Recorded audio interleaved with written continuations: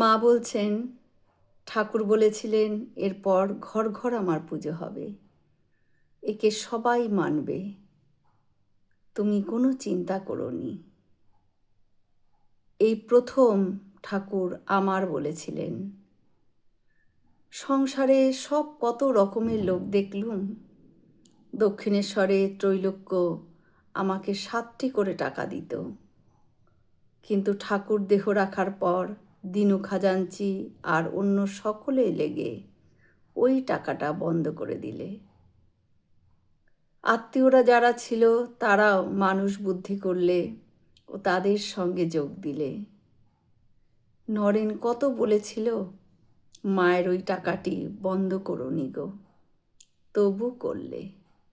তা দেখো, ঠাকুরের ইচ্ছে অমন কত 7 গণ্ডা এলো আর গেল। দিনু টিনু সব কোথায় গেছে? আমার তো এ পর্যন্ত কোনো কষ্টই হয়নি, কেনই বা হবে? ঠাকুর আমাকে বলেছিলেন, আমার চিন্তা যে করে তার কখনো খাওয়ার কষ্ট হয় না। জয় শ্রী রামকৃষ্ণ।